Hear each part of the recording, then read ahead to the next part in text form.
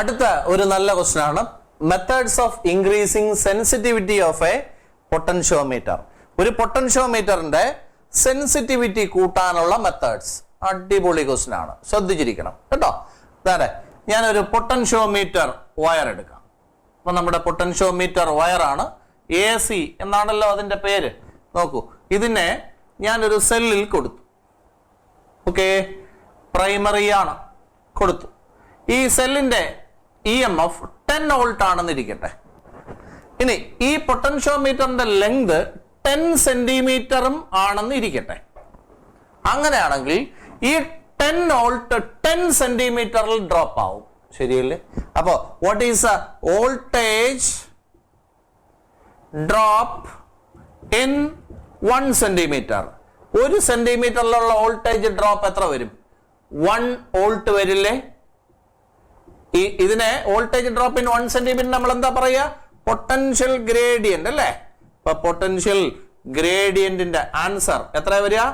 Potential ഗ്രേഡിയന്റിന്റെ answer 1 volt വരും. മനസ്സിലാവാത്തവർക്ക് വേണ്ടി, ഇത് നമ്മുടെ പൊട്ടൻഷ്യോമീറ്റർ വയറാണ്, അതിന്റെ ലെങ്ത് 10 സെന്റിമീറ്റർ. ഇതിനെ എത്ര വോൾട്ടിൽ കൊടുത്തിരിക്കുന്നു? 10 വോൾട്ട് സെല്ലിൽ കൊടുത്തിരിക്കുന്നു. പ്രൈമറി സർക്യൂട്ടാണ്. അതായത് ഈ 10 വോൾട്ട് 10 സെന്റിമീറ്ററിൽ ഡ്രോപ്പ് ആവും. അപ്പൊ 1 സെന്റിമീറ്ററിൽ 1 വോൾട്ട് വെച്ച് ഡ്രോപ്പ് ആവും. 1 സെന്റിമീറ്ററിൽ 1 വോൾട്ട്, അടുത്തതിലും 1 വോൾട്ട്, 1 വോൾട്ട്, 1 വോൾട്ട്, അങ്ങനെ 10 സെന്റിമീറ്ററിലാകുമ്പോൾ 10 വോൾട്ട് ഡ്രോപ്പ് ആയി പോകും. അപ്പൊ വോൾട്ടേജ് ഡ്രോപ്പ് ഇൻ 1 സെന്റിമീറ്റർ എത്രയാ? അല്ലെങ്കിൽ പൊട്ടൻഷ്യൽ ഗ്രേഡിയന്റിന്റെ ആൻസർ എത്രയാ? 1 വോൾട്ട്. സംശയമൊന്നുമില്ല. ഇനി ഞാൻ ഈ പൊട്ടൻഷ്യോമീറ്ററിന്റെ ലെങ്ത് അങ്ങ് കൂട്ടി. ഇപ്പൊ ഈ കേസിൽ പൊട്ടൻഷ്യോമീറ്ററിന്റെ ലെങ്ത് എത്രയായിരുന്നു? 10 സെന്റിമീറ്റർ ആയിരുന്നു. ഇതിന്റെ ലെങ്ത് ഞാൻ 100 സെന്റിമീറ്റർ ആക്കി കൂട്ടി. ഇപ്പൊ പൊട്ടൻഷ്യോമീറ്ററിന്റെ ലെങ്ത് 100 സെന്റിമീറ്റർ ആക്കി. 100 സെന്റിമീറ്റർ ആക്കുമ്പോൾ what is a potential gradient? Potential ഗ്രേഡിയന്റിന്റെ ആൻസർ എത്ര വരും? പൊട്ടൻഷ്യൽ ഗ്രേഡിയന്റ് പറയൂ. പൊട്ടൻഷ്യൽ ഗ്രേഡിയന്റിന്റെ ആൻസർ എത്ര വരും? 10 വോൾട്ട് 100 സെന്റിമീറ്ററിൽ ഡ്രോപ്പ് ആവും. അപ്പൊ 1 സെന്റിമീറ്ററിൽ എത്ര വോൾട്ട് ഡ്രോപ്പ് ആവും? 0.1 വോൾട്ട് ഡ്രോപ്പ് ആവും. സംശയമുണ്ടോ? അപ്പൊ 10 വോൾട്ട് 100 സെന്റിമീറ്ററിൽ ഡ്രോപ്പ് ആയാൽ 1 സെന്റിമീറ്ററിൽ എത്ര ഡ്രോപ്പ് ആവും? എത്ര? 0.1 വോൾട്ട് ഡ്രോപ്പ് ആവും. അപ്പൊ പൊട്ടൻഷ്യൽ ഗ്രേഡിയന്റിന്റെ ആൻസർ എത്രയാ? 0.1 ആയി. ഇനി ഞാൻ ഇതിന്റെ ലെങ്ത് 1000 സെന്റിമീറ്റർ ആക്കിയാൽ 1000 സെന്റിമീറ്റർ ആക്കിയാൽ what is a potential gradient? Potential gradient എത്ര എന്ന് പറയണം. പൊട്ടൻഷ്യൽ ഗ്രേഡിയന്റിന്റെ ആൻസർ പറയൂ, പെട്ടെന്ന് പറയൂ. 10 വോൾട്ട് 1000 സെന്റിമീറ്ററിൽ ഡ്രോപ്പ് ആയാൽ 1 സെന്റിമീറ്ററിലുള്ള വോൾട്ടേജ് ഡ്രോപ്പ് എന്ന് പറയുന്നത് 0.01 വോൾട്ട് അല്ലേ? അപ്പോൾ ഞാൻ ഇവിടെ എന്താണ് ചെയ്തത്? പൊട്ടൻഷ്യോമീറ്ററിന്റെ ലെങ്ത് കൂട്ടി. പൊട്ടൻഷ്യോമീറ്റർ വയറിന്റെ ലെങ്ത് കൂട്ടിയപ്പോ പൊട്ടൻഷ്യൽ ഗ്രേഡിയന്റിന്റെ ആൻസർ കുറഞ്ഞു വരുന്നു. പൊട്ടൻഷ്യൽ ഗ്രേഡിയന്റിന്റെ ആൻസർ കുറഞ്ഞു വന്നു. ഇതല്ലേ നമ്മൾ കണ്ടത്? So listen here, this is your potentiometer wire. See, initially the length is 10 centimeter. Then the battery voltage is 10 volt. So 10 volt is dropped in 10 centimeter. So how much volt is dropped in 1 centimeter? It is 1 volt. This is called a potential gradient. Now I am increasing the length. Now the length is 100 centimeter. So 10 volt will be dropped in 100 centimeter. So how much voltage is dropped in 1 centimeter? It is 0.1 volt. Then I am increasing the length again. Then now the length is 1000 centimeter. So 10 volt will be dropped in 1000 centimeter. So voltage dropped in 1 centimeter will be 0.01 volt. So length increased. So potential gradient decreases. ശരിയാണോ? അപ്പോൾ length of potentiometer wire കൂട്ടി കൊണ്ടുവന്നപ്പോ potential gradient കുറഞ്ഞു വരുന്നു. അതായത് every 1 സെന്റിമീറ്ററിലുള്ള voltage drop എത്ര? വളരെ കുറഞ്ഞു. കണ്ടില്ലേ? അപ്പോഴേ ഇവിടുത്തെ ഇപ്പൊ 1 സെന്റിമീറ്ററിൽ എത്ര വോൾട്ടേജ് ഡ്രോപ്പ് ആവുന്നുണ്ട്? 0.01. ഇനി ഞാൻ ഇവിടെ ഒരു സെക്കൻഡറി സെൽ ഉപയോഗിക്കുകയാണ്. സെക്കൻഡറി സർക്യൂട്ടിൽ ഇതെനിക്ക് വഴിയിൽ നിന്ന് കളഞ്ഞു കിട്ടിയതാണ്. ഇതിന്റെ EMF എന്ന് പറയുന്നത് 0.05 ആണ്. വളരെ വീക്കാണ്. നോക്കൂ, ഈ സെല്ലിന്റെ പോസിറ്റീവ് പിടിച്ച് ഇവിടെ കൊടുത്തു, നെഗറ്റീവ് ഗാൽവനോമീറ്റർ വഴി ഞാനൊരു ജോക്കി കൊടുത്തു, എന്നിട്ട് ജോക്കിയെ ഈ എൻ്റെ നിന്ന് നിരക്കി ഇവിടെ വരെ കൊണ്ടുവന്നപ്പോ ഗാലനോമീറ്റർ 0 കാണിച്ചു. നിങ്ങൾ പറയൂ ഈ ലെങ്ത് എത്ര വരും? ഈ ലെങ്ത് എത്ര വരും? നിങ്ങൾ തന്നെ പറ. 1 സെന്റിമീറ്ററിൽ 0.01 വോൾട്ട് ആണ്. 1 സെന്റിമീറ്ററിൽ 0.01. അപ്പൊ ഇവിടുന്ന് നോക്ക്, ഇവിടുന്ന് ഇതുവരെയുള്ള ലെങ്ത് എത്ര വരും എന്നാണ് ഞാൻ ചോദിച്ചത്. നമ്മൾ പഠിച്ചതല്ലേ, ഈ സെല്ലിന്റെ EMF ആയിരിക്കും ഇവിടെ ഉള്ളത്. അപ്പൊ 0.05 ആയിരിക്കും ഇവിടെ ഉള്ളത്. അപ്പൊ ഇവിടെ 0.05 വരണമെങ്കിൽ ഈ ലെങ്ത് എത്ര? 1 സെന്റിമീറ്ററിൽ 0.01. അപ്പൊ ഇത് 5 സെന്റിമീറ്റർ ആണെങ്കിൽ അല്ലേ 0.05 വരൂ. അപ്പോ ഇത്രയും വീക്ക് സെൽ ഇവിടെ പിടിപ്പിച്ചപ്പോഴും മര്യാദക്കുള്ള ഒരു ബാലൻസിങ് ലെങ്ത് ആണ് എനിക്ക് ഇവിടെ കിട്ടിയിരിക്കുന്നത്. അതായത് ഇത്രയും വീക്ക് സെല്ലിനെ പോലും ഈ ഡിവൈസ് ഉപയോഗിച്ച് എനിക്ക് മെഷർ ചെയ്യാൻ പറ്റുന്നുണ്ട്. അപ്പൊ എന്റെ ഡിവൈസ് വളരെ സെൻസിറ്റീവ് ആണ്. മനസ്സിലാവാത്തവരെല്ലാം നന്നായിട്ട് ശ്രദ്ധിച്ചോണം. ഇതിനകത്ത് ഒരു പുണ്ണാക്കുമില്ല, വെറും സിമ്പിൾ കേസാണ്. So listen here. ആദ്യം നമ്മുടെ പൊട്ടൻഷ്യോമീറ്റർ വയറിനെ നോക്കൂ. പൊട്ടൻഷ്യോമീറ്റർ വയറിന്റെ പേര് AC എന്നാണ്. പൊട്ടൻഷ്യോമീറ്റർ വയറിന്റെ ലെങ്ത് എത്രയായിരുന്നു? ആദ്യം 10 സെന്റിമീറ്റർ ആയിരുന്നു. എത്ര വോൾട്ടാ കൊടുത്തത്? 10 വോൾട്ട്. അപ്പൊ 10 വോൾട്ട് 10 സെന്റിമീറ്ററിൽ ഡ്രോപ്പ് ആയി. അപ്പൊ 1 സെന്റിമീറ്ററിൽ എത്ര ഡ്രോപ്പ് ആയി? 1 വോൾട്ട്. അപ്പൊ വോൾട്ടേജ് ഡ്രോപ്പ് ഇൻ 1 സെന്റിമീറ്റർ എത്ര? 1 വോൾട്ട്. കുഴപ്പമില്ല. ഇനി അടുത്ത് ഇതിന്റെ ലെങ്ത് 100 സെന്റിമീറ്റർ ആക്കി കൂട്ടി. അപ്പൊ എന്നിട്ട് ബാറ്ററി അത് തന്നെ. അപ്പൊ 10 വോൾട്ട് 100 സെന്റിമീറ്ററിൽ ഡ്രോപ്പ് ആവും. അപ്പൊ 1 സെന്റിമീറ്ററിൽ എത്ര ഡ്രോപ്പ് ആവും? 0.1 വോൾട്ട് ഡ്രോപ്പ് ആവും. ഇനി ഞാൻ പൊട്ടൻഷ്യോമീറ്ററിന്റെ ലെങ്ത് വീണ്ടും കൂട്ടി. ഇപ്പോഴത്തെ ലെങ്ത് എത്രയാ? 1000 സെന്റിമീറ്റർ ആണ്. ബാറ്ററി സെയിം തന്നെ. അപ്പൊ 10 വോൾട്ട് 1000 സെന്റിമീറ്ററിലാണ് ഡ്രോപ്പ് ആവുന്നത്. അപ്പൊ 1 സെന്റിമീറ്ററിൽ എത്ര ഡ്രോപ്പ് ആവും? 0.01 വോൾട്ട് ഡ്രോപ്പ് ആവും. സംശയമൊന്നുമില്ലല്ലോ. അപ്പൊ എന്തൊക്കെയാണ് സംഭവിച്ചത്? അപ്പൊ പൊട്ടൻഷ്യോമീറ്ററിന്റെ എന്ത് കുറഞ്ഞു വന്നു? 10 വോൾട്ട് ആദ്യം കൊടുത്തു 10 സെന്റിമീറ്ററിൽ. അപ്പോൾ 1 സെന്റിമീറ്ററിൽ 1 വോൾട്ട്. ഇനി 10 വോൾട്ട് 100 സെന്റിമീറ്ററിൽ കൊടുത്തപ്പോൾ പൊട്ടൻഷ്യൽ ഗ്രേഡിയന്റിന്റെ ആൻസർ 0.1 ആയി അല്ലെ. ഇനി 10 വോൾട്ട് 1000 കൊടുത്തപ്പോഴത്തേക്ക് 0.01 ആയി. അപ്പൊ എന്ത് കുറഞ്ഞു വന്നു? പൊട്ടൻഷ്യൽ ഗ്രേഡിയന്റിന്റെ ആൻസർ കുറഞ്ഞു വന്നു. നിങ്ങൾ ലെങ്ത് കൂട്ടുമ്പോൾ പൊട്ടൻഷ്യൽ ഗ്രേഡിയന്റിന്റെ ആൻസർ കുറഞ്ഞു. സംശയമൊന്നുമില്ല. ഇനി ഞാൻ സെക്കൻഡറിയില് എനിക്ക് വഴിയിൽ നിന്ന് കളഞ്ഞു കിട്ടിയ ഒരു സെല്ലാണ്. അപ്പൊ അത് വളരെ വീക്ക് സെല്ലാണെന്ന് ഞാൻ അസ്യൂം ചെയ്യുന്നു. ഞാൻ അതിനെ പോസിറ്റീവ് പിടിച്ച് എയിൽ കൊടുത്തു, നെഗറ്റീവ് ഇവിടെ ഗാൽനോമീറ്റർ കൊടുത്തു, എന്നിട്ട് ഒരു ജോക്കി എടുത്തു. എന്നിട്ട് ഞാൻ ഇവിടെ നിന്ന് ഇങ്ങനെ ഉരച്ചോണ്ട് വന്നപ്പോൾ കണ്ട് ഇവിടെ എത്തിയപ്പോ ഗാൽനോമീറ്റർ 0 കാണിച്ചു. ഓക്കെ, ഗാൽനോമീറ്റർ 0 കാണിച്ചു. ഈ ലെങ്ത് 5 സെന്റിമീറ്റർ ആണ്. എത്രയാണ്? 5 സെന്റിമീറ്റർ. 5 സെന്റിമീറ്റർ എന്ന് പറഞ്ഞാൽ മാന്യമായ ഒരു ലെങ്ത് ആണ്. അങ്ങനെയാണെങ്കിൽ എനിക്ക് കളഞ്ഞു കിട്ടിയ ഈ സെല്ലിന്റെ EMF എത്രയായിരിക്കും? പറയൂ. കളഞ്ഞു കിട്ടിയ സെല്ലിന്റെ EMF എത്ര? 1 സെന്റിമീറ്ററിൽ 0.01. അപ്പൊ 5 സെന്റിമീറ്ററിൽ എത്ര? 5 × 0.01. അപ്പൊ 0.05 അല്ലേ? അപ്പൊ ഇത്രയും സ്ഥലത്തുള്ള വോൾട്ടേജ് ഡ്രോപ്പ് എന്ന് പറയുന്നത് 0.05 ആണ്. അത് ഇതിന് ഈക്വൽ ആയിരിക്കും. ഈ സെല്ലിന്റെ EMFന് ഈക്വൽ ആയിരിക്കും. അപ്പൊ ഈ സെല്ലിന്റെ EMF എത്ര? 0.05. ഓക്കെ, അപ്പൊ ഈ സെല്ലിന്റെ EMF എത്രയാണ്? 0.05. അപ്പൊ 0.05 വോൾട്ട് ഉള്ള വളരെ വീക്ക് ആയിട്ടുള്ള EMF ഉള്ള ഒരു സെല്ലിന് പോലും മാന്യമായ ബാലൻസിങ് ലെങ്ത് എന്റെ ഡിവൈസ് തന്നുവെങ്കിൽ എന്റെ ഡിവൈസ് കിടുവാണ്, പൊളിയാണ്. അപ്പൊ എന്റെ ഡിവൈസ് എന്ന് പറയുന്നത് വളരെ സെൻസിറ്റീവ് ആണ്. ഈവൻ വീക്ക് സെല്ലിന് പോലും അവൻ മര്യാദയ്ക്കുള്ള ഒരു ബാലൻസിങ് ലെങ്ത് തരുന്നു. അപ്പൊ അതിനുവേണ്ടി നിങ്ങൾ ചെയ്യേണ്ട ജോലി എന്താണ്? പൊട്ടൻഷ്യോമീറ്റർ വയറിന്റെ ലെങ്ത് കൂട്ടുക. പൊട്ടൻഷ്യോമീറ്റർ വയറിന്റെ ലെങ്ത് കൂട്ടുമ്പോൾ പൊട്ടൻഷ്യൽ ഗ്രേഡിയന്റിന്റെ ആൻസർ കുറഞ്ഞു വരികയും അത് വളരെ സെൻസിറ്റീവ് ആവുകയും ചെയ്യും. അപ്പോ പറയൂ, പൊട്ടൻഷ്യോമീറ്ററിന്റെ സെൻസിറ്റിവിറ്റി കൂട്ടാനുള്ള ഒന്നാമത്തെ മെത്തേഡ് പറയൂ. എന്താണ്? ഇൻക്രീസ് എന്താണ്? Length of potentiometer wire. So പൊട്ടൻഷ്യോമീറ്ററിന്റെ വയറിന്റെ ലെങ്ത് കൂട്ടുക. വയറിന്റെ ലെങ്ത് കൂട്ടുമ്പോൾ പൊട്ടൻഷ്യൽ ഗ്രേഡിയന്റ് എന്ത് ചെയ്യും? കുറയും. പൊട്ടൻഷ്യൽ ഗ്രേഡിയന്റ് കുറയും. ഈവൻ വീക്ക് സെല്ലിനെ പോലും മെഷർ ചെയ്യാൻ അത് യൂസ് ചെയ്യാം. ഒരു കുഴപ്പമില്ലല്ലോ. ഇനി നിങ്ങൾ പറയണം, what is the voltage drop in 1 centimeter? Voltage drop in 1 centimeter. Voltage drop in 1 centimeter. അതിനെയാണ് പൊട്ടൻഷ്യൽ ഗ്രേഡിയന്റ് എന്ന് ഞാൻ വിളിച്ചത്. പൊട്ടൻഷ്യൽ ഗ്രേഡിയന്റ് കണ്ടുപിടിക്കാനുള്ള ഇക്വേഷൻ പറയൂ. 1 സെന്റിമീറ്ററിലുള്ള വോൾട്ടേജ് ഡ്രോപ്പ് എന്താണ്? I into small R.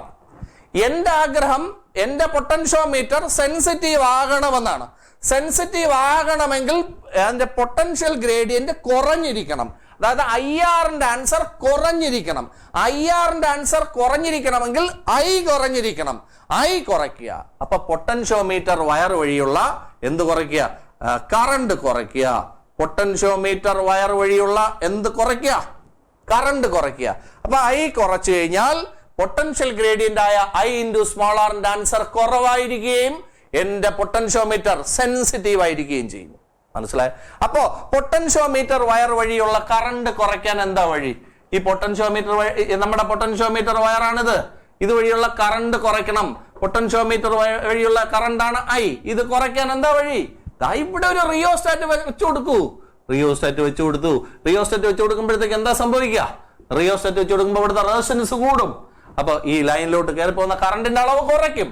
ശരിയല്ലേ? അപ്പോ പ്രൈമറി സർക്യൂട്ടിൽ ഒരു റിയോസ്റ്റാറ്റ് നമ്മൾ കണക്ട് ചെയ്താൽ നമ്മുടെ കറണ്ടിനെ കുറയ്ക്കാൻ പറ്റും. അപ്പോ കറണ്ടിനെ കുറച്ചാൽ പൊട്ടൻഷ്യൽ ഗ്രേഡിയന്റ് കുറയ്ക്കാൻ പറ്റും. നിങ്ങളുടെ പൊട്ടൻഷ്യോമീറ്റർ പൊളിയാവുകയും ചെയ്യും, അടിപൊളിയാവുകയും ചെയ്യും. അപ്പോ നിങ്ങൾ പറയൂ, ഒരു അഴകാന പൊട്ടൻഷ്യോമീറ്റർ എങ്ങനെ ഇരിക്കും? പറയൂ. നല്ല കിടിലൻ പൊട്ടൻഷ്യോമീറ്റർ ആണെങ്കിൽ പറയൂ പെയിന്റ് അടിച്ചിരിക്കും അല്ലേ? ആണോ? അല്ല. അപ്പൊ നല്ല സുന്ദരനായ പൊട്ടൻഷ്യോമീറ്റർ ആണത്. എപ്പോഴാണ് നിങ്ങൾ ഒരു പൊട്ടൻഷ്യോമീറ്ററിനെ സുന്ദരൻ എന്ന് വിളിക്കുന്നത്? പറയൂ. പൊട്ടൻഷ്യോമീറ്ററിനെ കാണുമ്പോൾ സുന്ദരനാണെന്ന് എങ്ങനെ പറയും? അടിപൊളിയാണെന്ന് എങ്ങനെ പറയും? സെൻസിറ്റീവ് ആണെന്ന് എങ്ങനെ പറയും? നിങ്ങളുടെ പൊട്ടൻഷ്യോമീറ്ററിൽ ഒരു വീക്ക് സെല്ലിനെ പോലും കൊണ്ടുവന്ന് കണക്ട് ചെയ്യുമ്പോൾ പൊളപ്പൻ ബാലൻസിങ് ലെങ്ത്, അടിപൊളി ബാലൻസിങ് ലെങ്ത് വരുന്നെങ്കിൽ നിങ്ങളുടെ പൊട്ടൻഷ്യോമീറ്റർ കീടിലമാണ്. അപ്പൊ എന്താണ്? ഒരു വീക്ക് സെല്ലിനെ സെക്കൻഡറിയിൽ ഫിറ്റ് ചെയ്ത് കൊടുത്തിട്ട് ബാലൻസിങ് ലെങ്ത് കാണുമ്പോൾ നല്ല ബാലൻസിങ് ലെങ്ത് വരുന്നെങ്കിൽ നിങ്ങളുടെ പൊട്ടൻഷ്യോമീറ്റർ അടിപൊളി. അപ്പോ പൊട്ടൻഷ്യോമീറ്റർ അടിപൊളിയാക്കണമെങ്കിൽ എന്ത് ചെയ്യണം? അതിന്റെ സെൻസിറ്റിവിറ്റി കൂട്ടണമെങ്കിൽ എന്ത് ചെയ്യണം? പൊട്ടൻഷ്യൽ ഗ്രേഡിയന്റിന്റെ ആൻസർ കുറയ്ക്കണം. പൊട്ടൻഷ്യൽ ഗ്രേഡിയന്റ് കുറയ്ക്കാൻ വേണ്ടി എന്താ ഇത്? ലെങ്ത് കൂട്ടുക. അപ്പൊ ലെങ്ത് കൂട്ടുമ്പോൾ പൊട്ടൻഷ്യൽ ഗ്രേഡിയന്റിന്റെ ആൻസർ കുറയും. പൊട്ടൻഷ്യൽ ഗ്രേഡിയന്റിന്റെ ആൻസർ കുറഞ്ഞാൽ ഈവൻ വീക്ക് സെല്ലിനെ പോലും അത് ഉപയോഗിച്ച് മെഷർ ചെയ്യാം. പിന്നെ പൊട്ടൻഷ്യൽ ഗ്രേഡിയന്റ് കാണാൻ ഇക്വേഷൻ എന്താണ്? ഐ ഇൻറ്റു സ്മോൾ ആർ എന്നാണ്. അപ്പൊ ഇതിനകത്ത് ഐ കുറച്ചാൽ പൊട്ടൻഷ്യൽ ഗ്രേഡിയന്റ് കുറയ്ക്കാം. അപ്പൊ പൊട്ടൻഷ്യോമീറ്റർ വയർ വഴിയുള്ള കറണ്ട് കുറയ്ക്കണം. പൊട്ടൻഷ്യോമീറ്റർ വഴിയുള്ള കറണ്ട് കുറയ്ക്കാൻ പ്രൈമറി സർക്യൂട്ടിൽ ഒരു റിയോസ്റ്റാറ്റ് ഇൻക്ലൂഡ് ചെയ്യുക. അപ്പൊ അവിടുത്തെ റെസിസ്റ്റൻസ് കൂടുകയും ഇങ്ങോട്ടുള്ള കറണ്ട് കുറയുകയും ചെയ്യും. Okay. So, what are the methods of increasing sensitivity of a potentiometer? It is a question. See, a potentiometer is sensitive if it can be measured, if it can be used to measure even a weak cell. So, potentiometer is sensitive if it is used to measure even a weak cell. Then, if it is giving you a sufficiently more balancing length, even for a weak cell, it will be sensitive. So, what are the methods of increasing the sensitivity? Method number 1, see, by increasing length of potentiometer wire. So, on increasing length of potentiometer wire, what decreases? Potential gradient decreases. Even weak cell can be measured. Okay. Then, second method, by decreasing the current through potentiometer wire. When current through potentiometer wire is decreased, potential gradient decreases, even weak cell can be measured. So tell me, what are the methods of increasing the sensitivity of a potentiometer? First method, tell me, by increasing length of potentiometer wire.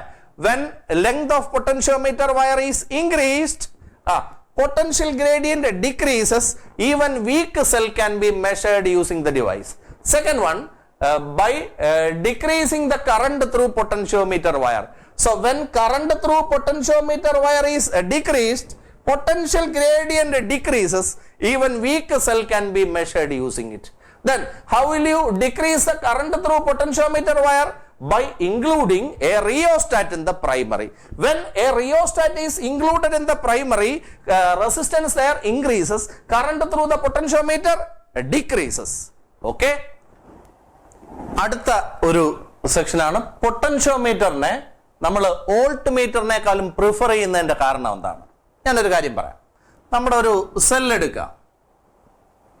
ഇതൊരു സെല്ലാണ്.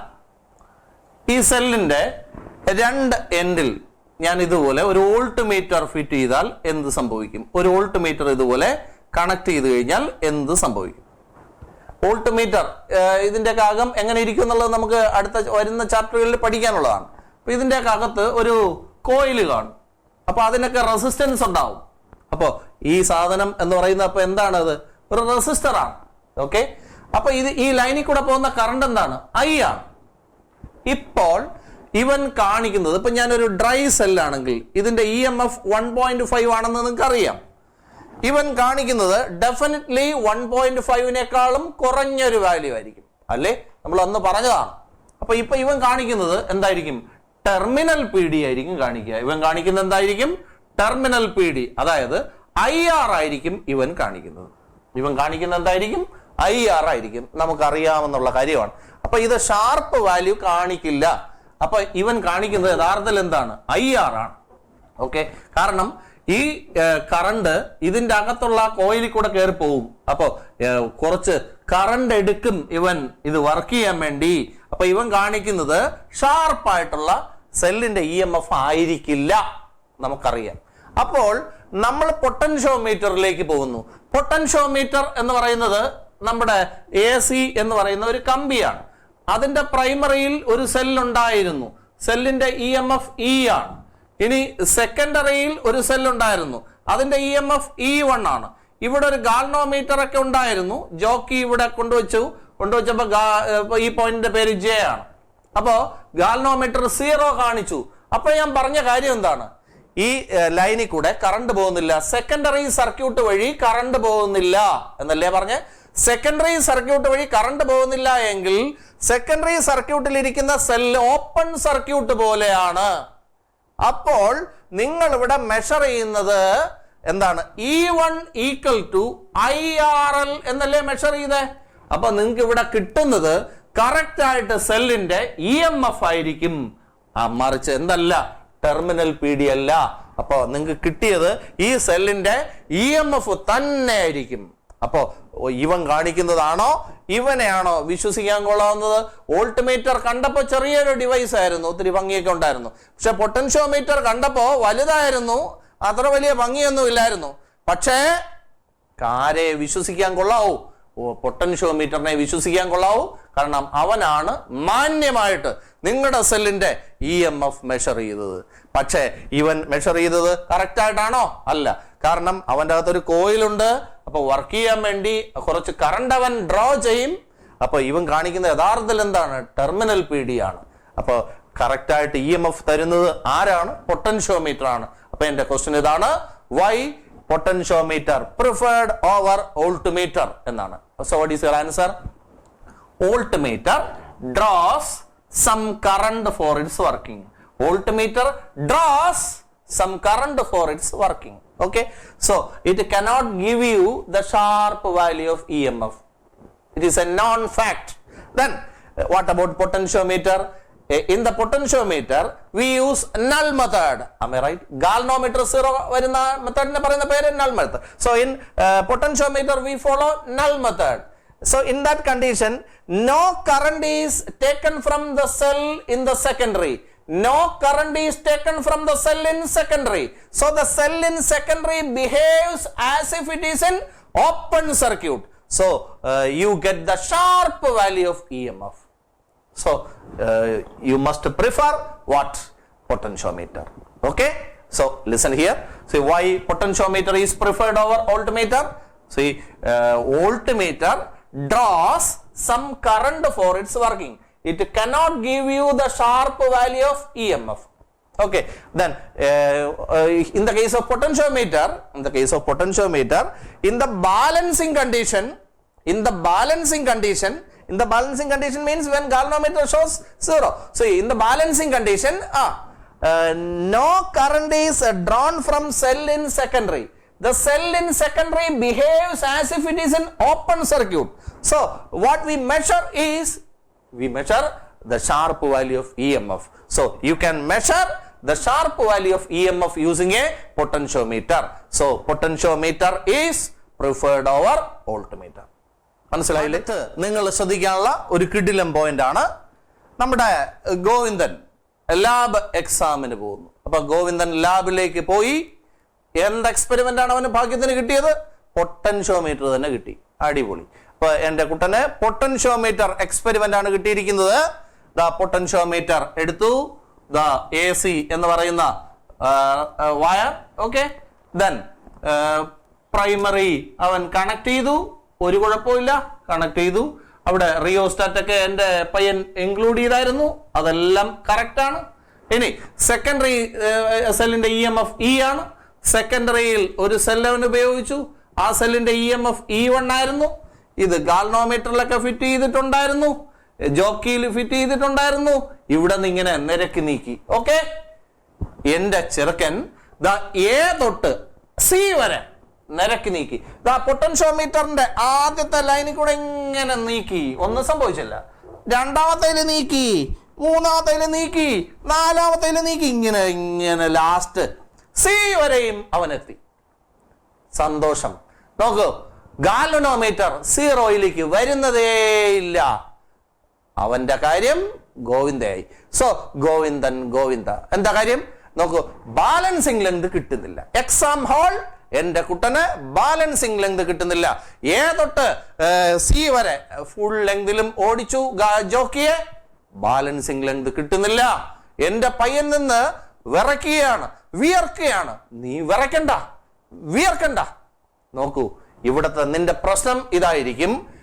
ഈ primary സർക്യൂട്ടിൽ ഇരിക്കുന്ന സെല്ലില്ലേ, ഈ primary സെല്ലിന്റെ EMF ആയ E സെക്കൻഡറിയിൽ ഇരിക്കുന്ന സെല്ലിന്റെ EMF-നേക്കാളും കുറവായിരിക്കും. അങ്ങനെയാണെങ്കിൽ ഈ സെല്ലിനെ നീ എടുത്ത് ദൂരെ എറിയൂ. നോക്ക്, പ്രൈമറി സെല്ലിനെ എടുത്ത് ദൂരെ എറിയൂ. എന്നിട്ട് ഒരു നല്ല സെൽ എവിടെ എടുത്ത് വെച്ചാൽ നീ പിന്നെ വിയർക്കണ്ട, ബാലൻസിങ് ലെങ്ത് കിട്ടിക്കോളും. അപ്പൊ ഇപ്പൊ ഒരു ഇമ്പോർട്ടന്റ് കാര്യമാണ് പറഞ്ഞത്. ലാബിലൊക്കെ ചെല്ലുമ്പോ കണ്ണും തള്ളി നോക്ക് ഇപ്പൊ മരിക്കും എന്ന് പറഞ്ഞ് നമ്മൾ ചിലപ്പോൾ ഇരിക്കേണ്ടി വരും. അപ്പൊ അത് സംഭവിക്കാതിരിക്കാനാണ് പറഞ്ഞത്. എന്താണ്, നമ്മൾ ചിലപ്പോ ബാലൻസിങ് ലെങ്ത് ആ പൊട്ടൻഷ്യോമീറ്റർ വയർ മൊത്തത്തിൽ ഓടിച്ചു, എന്നിട്ട് അടുത്തിരിക്കുന്നവന്റെ പൊട്ടൻഷ്യോമീറ്ററിലും കയറി വേണമെങ്കിൽ ഓടിച്ചു നോക്കി, എന്നിട്ടും ബാലൻസിങ് ലെങ്ത് കിട്ടുന്നില്ല. Sometimes you may not get balancing length in the entire potentiometer wire. What may be the reason? Reason എന്തായിരിക്കും? EMF of the cell in the primary may be less than EMF of the cell in secondary. അത് തന്നെ ആയിരിക്കും മിക്കവാറും കാരണം. എന്താണ്, ഇപ്പൊ primary സെല്ലിന്റെ EMF കുറവായിരിക്കും സെക്കൻഡറിയെക്കാളും. അപ്പൊ പൊട്ടൻഷ്യോമീറ്റർ ചെയ്യുമ്പോൾ നമ്മൾ ഓർമ്മിക്കാനുള്ള ഒരു ഇമ്പോർട്ടന്റ് കാര്യമാണ് ഇത്. പ്രൈമറിയിലെ സെല്ലിന്റെ EMF സെക്കൻഡറിയിലെ സെല്ലിനേക്കാളും കൂടുതലായിരിക്കണം. EMF of the cell in primary must be greater than EMF of the cell in secondary. അല്ലെങ്കിൽ ഗോവിന്ദ. ഓക്കെ, അപ്പൊ മറന്നു പോരുത്. See, sometimes you will not get balancing length anywhere in the potentiometer wire. What is the reason? EMF of the cell in primary will be less than EMF of the cell in secondary. So you replace your primary cell, so get a fresh cell, place it there. Okay, problem solve ആവും. Okay അല്ലേ? ഇനി അടുത്തത് ശബരി ലാബിലേക്ക് പോകും. ശബരിയും വീട്ടുകാരുമായിട്ട് അടിയൊക്കെ കൂടിയിട്ട് അന്ന് ലാബിലേക്ക് പോയതാണ്. അപ്പൊ ലാബിലേക്ക് പോകുമ്പോഴത്തേക്ക് അവന് സംഭവിച്ച പ്രശ്നം ഇതാണ്. അവനും ദൈവം സഹായിച്ച് പൊട്ടൻഷ്യോമീറ്റർ തന്നെ കിട്ടി. പിള്ളേരെല്ലാം പ്രാർത്ഥിച്ചുകൊണ്ട് പോകുന്ന പൊട്ടൻഷ്യോമീറ്റർ വരല്ലേ എന്നാണ്. അപ്പൊ ദൈവം സഹായിച്ചവനെ പൊട്ടൻഷ്യോമീറ്റർ തന്നെ കിട്ടി. അപ്പൊ എന്റെ ശബരിക്കുട്ടനും പൊട്ടൻഷ്യോമീറ്റർ തന്നെ കിട്ടി. ലാബിലേക്ക് പോയി എന്റെ ശബരി. നോക്കൂ, അവിടെ ചെന്നിട്ട് ടീച്ചർ പറഞ്ഞു കൊടുത്തിട്ടുണ്ടായിരുന്നു, നിങ്ങൾ എല്ലാ കണക്ഷനും ചെയ്തിട്ട് കണക്ഷൻ ചെക്ക് ചെയ്യാൻ ടീച്ചർ പറഞ്ഞിട്ടുണ്ടായിരുന്നു. കണക്ഷൻ ചെക്ക് ചെയ്യുന്ന ഇങ്ങനെയാണ്. ഈ ജോക്കിയിലെ നമ്മുടെ ജോക്കി എൻഡ് എയിലും പ്രസ് ചെയ്യണം, എൻഡ് സിയിലും പ്രസ് ചെയ്യണം. ഈ പ്രസ് ചെയ്യുന്ന സമയത്ത് ഗാൽവനോമീറ്ററിന്റെ ഡിഫ്ലക്ഷൻസ് ഓപ്പോസിറ്റ് ആണെങ്കിൽ കണക്ഷൻ എല്ലാം കറക്റ്റ് ആണ്. അപ്പൊ എങ്ങനെയാണ് കണക്ഷൻ എല്ലാം കറക്റ്റ് ആണോ എന്ന് എങ്ങനെ ചെക്ക് ചെയ്യും? നിങ്ങളുടെ എല്ലാ സംഭവം കറക്റ്റ് ആയിട്ട് എല്ലാം ഫിറ്റ് ചെയ്യുക, എല്ലാം റെഡിയാക്കുക. എല്ലാം റെഡിയാക്കിയതിന് ശേഷം ജോക്കി എന്റെ എയിൽ തൊടുക, എന്റെ സിയിലും തൊടുമ്പോ ഗാൽവനോമീറ്റർ ഡിഫ്ലക്ഷൻസ് ഓപ്പോസിറ്റ് ആണെങ്കിൽ കണക്ഷൻ എല്ലാം കറക്റ്റ് ആണ്. ഇതാണ് ചെക്ക് ചെയ്യുന്നത്. So how will you check the circuit? Say arrange everything. Say press the jockey at end A and C if the galvanometer deflections are opposite, connections are correct. Okay, press the jockey at end A, press the jockey at end C if the galvanometer deflections are opposite, connections are correct. അപ്പോൾ എൻ്റെ ശബരി എന്താണ് ചെയ്തത്?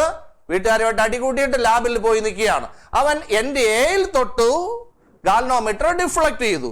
സിയിൽ തൊട്ടു, galvanometer deflect ചെയ്തു. രണ്ടും ഒരു സൈഡിൽ തന്നെ. സന്തോഷം. നോക്കൂ, എൻ്റെ പയ്യൻ ഗോവിന്ദനായി. നോക്കൂ, അപ്പൊ എൻ്റെ ചെറുക്കൻ പേടിച്ചു പോയി. നോക്കൂ, എയിൽ തൊട്ടപ്പോഴും സിയിൽ തൊട്ടപ്പോഴും ഗാൽനോമീറ്റർ ഒരേ സൈഡിലാണ് ഡിഫ്ലക്ട് ചെയ്യുന്നത്. കിടിലമായി. പൊട്ടൻഷ്യോമീറ്റർ സ്വാഹ. അപ്പൊ സ്വാഹ എന്നാവണ്ട. ഇതിന് കാരണങ്ങൾ രണ്ട്. ഒന്നാമത്തെ കാരണം നോക്കൂ, EMF of the cell in primary less than EMF of cell in secondary ആണോ എന്ന് നീ ഒന്ന് ചെക്ക് ചെയ്യുക. ചിലപ്പോ അങ്ങനെ ആയിരിക്കാം. ഓക്കെ, അപ്പൊ അങ്ങനെയാണെങ്കിൽ അത് ക്ലിയർ ചെയ്തോണം. അതല്ല എങ്കിൽ നോക്കൂ, ഈ സെക്കൻഡറിയിലെ സെല്ലില്ലേ, ആ സെല്ലിന്റെ പോസിറ്റീവ് പിടിച്ച് എയിൽ കൊടുക്കുന്നതിന് പകരം നീ ചിലപ്പോൾ പിടിച്ചു കൊടുത്തിരിക്കുന്നത് നെഗറ്റീവ് ആയിരിക്കും. അങ്ങനെയാണെങ്കിലും നിനക്ക് ഇത് തന്നെ കിട്ടും. എൻ്റെ എയിൽ തൊട്ടപ്പോഴും ഇങ്ങോട്ട്, സിയിൽ തൊട്ടപ്പോഴും ഇങ്ങോട്ട്. അപ്പൊ ഓർത്ത് വയ്ക്കുക, ജോക്കി എയിൽ തൊടുമ്പോഴും സിയിൽ തൊടുമ്പോഴും ഒരേ സൈഡിൽ ഡിഫ്ലക്ഷൻ കാണിക്കുന്നെങ്കിൽ മനസ്സിലാക്കണം, റീസൺസ് രണ്ടുണ്ട്. കാരണം നമ്പർ 1 എന്താണ്? പ്രൈമറിയിലെ സെല്ലിന്റെ EMF കുറവും സെക്കൻഡറിയിലെ സെല്ലിന്റെ EMF കൂടുതലും ആയേക്കാം. രണ്ടാമത്തെ കാരണം എന്താണ്? സെക്കൻഡറി സർക്യൂട്ടിലെ സെല്ലിന്റെ നെഗറ്റീവ് ആയിരിക്കും നീ പിടിച്ച് എയിൽ കൊടുത്തിരിക്കുന്നത്. സോ ശ്രദ്ധിക്കുക ശബരി, ആ മിസ്റ്റേക്ക് വരുത്തരുത്. അപ്പൊ ഏതാണെന്ന് വെച്ചാൽ അതിനനുസരിച്ച് സർക്യൂട്ട് റെക്ടിഫൈ ചെയ്യണം. So listen, sometimes when the jockey is pressed at A and C, the galvanometer shows deflection to the same side. What may be the reasons? Reason number 1, EMF of the cell in primary may be less than EMF of cell in secondary. Second reason, negative terminal of cell in secondary may be connected to NDA. So what are the reasons? EMF of cell in primary may be less than EMF of cell in secondary. Reason number 2, negative terminal of cell in secondary may be connected to NDA. Okay, in this case, so deflection at A and C will be to the same side. അപ്പൊ പണികൾ വാങ്ങരുത്. Potentiometer experiment വളരെ സൂക്ഷിച്ചു ചെയ്യണം. Okay ആണേ. അടുത്ത് പൊട്ടൻഷ്യോമീറ്ററിൽ നിന്ന് ശ്രദ്ധിക്കേണ്ട ഒരു കാര്യം, ലാബിൽ പോകുമ്പോൾ ശ്രദ്ധിക്കാനുള്ള ഒരു കാര്യം, നിങ്ങൾ പൊട്ടൻഷ്യോമീറ്റർ ലാബിൽ പോയി ചെയ്യുമ്പോൾ അതിൽ കൂടെ ഒരുപാട് നേരം കറണ്ട് കയറ്റി വിടരുത്. വിട്ടാൽ എന്ത് പറ്റും പറയൂ? പൊട്ടൻഷ്യോമീറ്റർ വയർ വഴി കറണ്ട് കുറെ നേരം കയറ്റി വിടുകയാണ്. AC ഇതാണ് പൊട്ടൻഷ്യോമീറ്റർ വയർ. നിങ്ങളുടെ പ്രൈമറി സർക്യൂട്ട് ഇതാണ്. ഈ പ്രൈമറി സർക്യൂട്ട് ഒക്കെ ഇവിടെ ഇരിക്കട്ടെ. നിങ്ങൾ ഒരുപാട് നേരം കറണ്ട് ഇതിൽ കൂടെ കയറ്റി വിട്ടാൽ എന്ത് സംഭവിക്കും?